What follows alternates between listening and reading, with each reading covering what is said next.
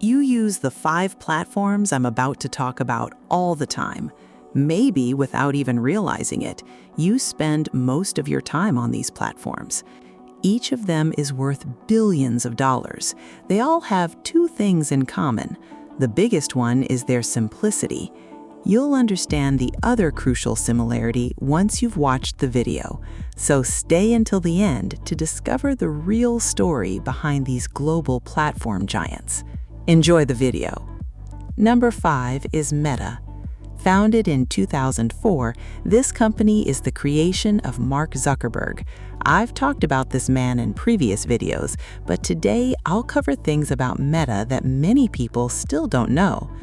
Meta cannot be classified as just a single social network. It consists of 4 different platforms: Facebook, Instagram, WhatsApp, and Threads. Each of them has more than 1 billion users. When viewed as one ecosystem, Meta's family of apps is used by more than 3.2 billion people every single day.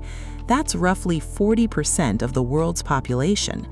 The golden key behind this entire system is advertising. Meta collects data about its users. It then offers advertisers extraordinary precision when targeting those users, a highly refined concept. For example, you can specifically target and advertise only to people who are interested in shoes. In 2024 alone, Meta generated $164.5 billion in advertising revenue. Here's what makes Meta different. It cannot simply be classified as a technology company. It operates with incredible profit margins. In 2021, Zuckerberg took a huge risk and changed the company's name from Facebook to Meta. Then he made a massive investment in virtual reality and the metaverse. Because of that investment, the company lost more than $40 billion over the next 3 years. Things did not go as planned. After that, Meta shifted its focus back to artificial intelligence and advertising efficiency. The company recovered remarkably quickly. Zuckerberg is undoubtedly one of the smartest people of the last 100 years. Number 4 is TikTok. It was launched in 2016. Zhang Yiming founded ByteDance in 2012 inside an ordinary 4-room apartment in Beijing. Their first product was a news aggregation app called Toutiao, which used artificial intelligence to personalize each user's content feed. The idea became a huge success. In 2016, ByteDance launched a short video app in China called Douyin. Then came the major turning point in 2017. They introduced the international version of the product to the world, TikTok. In 2018, ByteDance acquired the popular lip-syncing app Musical.ly for approximately $1 billion and migrated its 60 million users to TikTok. It was an incredibly smart move. That decision made TikTok popular even in the United States. Then, the world itself ended up helping them. During the platform's most critical growth period, the COVID pandemic began. The pandemic accelerated TikTok's growth at an extraordinary pace. There are many things that make this app different, but the biggest one was its algorithm, which was unlike anything users had seen before. The idea was simple: analyze even the smallest interactions from the videos you had previously watched, then recommend the content you were most likely to enjoy. The results exceeded every expectation. The platform gained incredible momentum and grew at an astonishing speed. In many countries around the world, the app gradually began to be viewed as a national security issue. The United States even passed a law aimed at banning TikTok entirely unless ByteDance divested its American operations. By 2024, TikTok had more than 1 billion monthly active users worldwide, while ByteDance generated a total of $155 billion in annual revenue. Zhang stepped down as CEO in 2021. His personal fortune had surpassed $90 billion. In less than 10 years, this man built one of the world's most valuable companies from an apartment in Beijing. Did you notice the critical similarity between Meta and TikTok? Number 3 is X. It was originally founded in 2006. The whole world knew it as Twitter. The company actually began as a side project inside a podcast company called Odeo in March 2006, created by Jack Dorsey, Noah Glass, Viz Stone, and Evan Williams. The concept behind the platform was simple: a place where people could post short, public messages of up to 140 characters. To many people, it didn't seem like a good idea, but there was something almost no one realized. Its simplicity had enormous viral potential.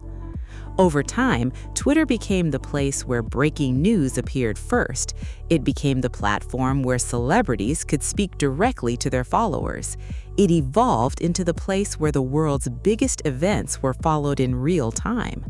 By 2022, Twitter had 238 million daily active users. That same year, Elon Musk began purchasing shares of the company.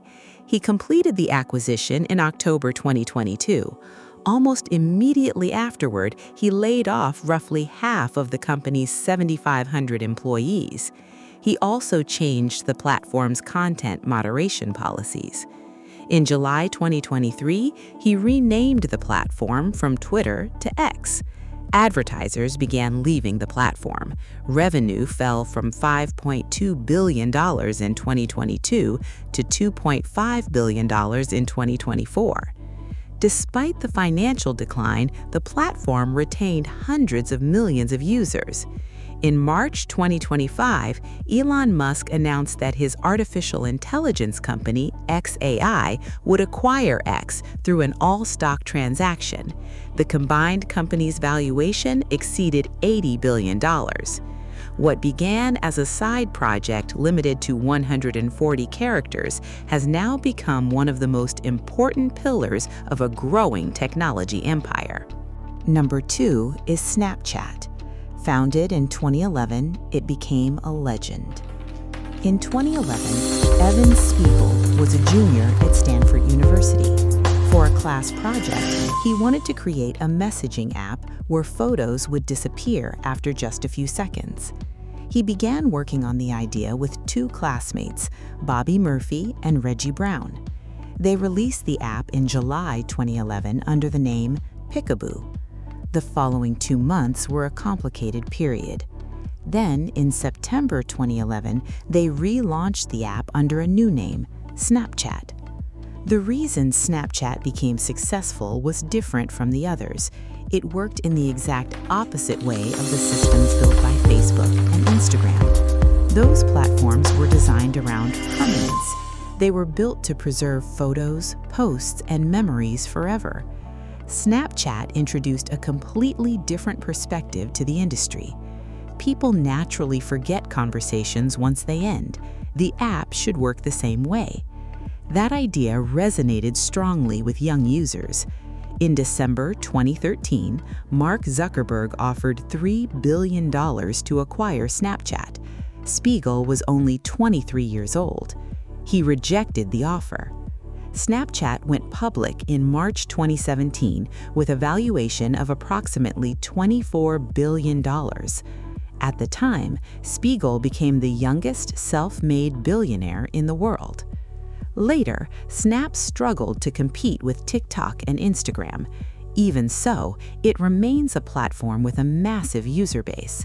The most important lesson from their story is the ability to look at a problem from a completely different perspective. At the top of the list is LinkedIn. It was founded in 2003. After serving as Chief Operating Officer at PayPal, Reid Hoffman left his job in December 2002 to start a new company from his living room in Palo Alto. The reason he was willing to take such a risk was simple. He had a great idea and he believed in it completely. Like the others, the idea was incredibly simple, yet completely different from every social media platform that existed at the time. I want to point something out here. The other platforms succeeded for one of 2 reasons. They either did something different or they did something simple. LinkedIn's advantage was that it did both. It was built entirely around professional identity, a place where your resume could live online, where recruiters could find you, and where professional relationships could be built without the need for a physical handshake or a formal introduction. LinkedIn launched on May 5, 2003. During its first month, it reached 4,500 members. By December, thanks largely to word-of-mouth recommendations and its invitation system, it had grown to 81,000 members. The users were doing the marketing themselves. In 2005, LinkedIn added job listings to the platform. In 2007, it became profitable for the first time. In 2011, it went public on the New York Stock Exchange and raised $353 million. Its stock price more than doubled on its first day of trading. In June 2016, Microsoft acquired LinkedIn for $26.2 billion in cash. At the time, it was the largest acquisition in Microsoft's history. LinkedIn continued operating independently. In fiscal year 2025, LinkedIn generated $17.9 billion in revenue under Microsoft. Today, it has more than 1 billion members across 200 countries, and 2 new members join the platform every second. Reid Hoffman's living room has become the birthplace of the world's largest professional network. I talked about 5 platforms. At one point, every one of these ideas was called too niche, too strange, or simply too late. Yet today, each of them has become a platform that hundreds of millions of people open every single day. And by now, you've probably noticed what I mentioned at the very beginning of this video. They all share 2 things in common, and I said the first one was simplicity. The second one is the attention economy. In my opinion, attention is the most valuable asset in the world today. Thinking simply and capturing people's attention is one of the most powerful advantages anyone can have. We've reached the end of the video. If you enjoyed it, make sure to like the video and subscribe to the channel because there are hundreds more stories like this still waiting to be told. Thank you for watching.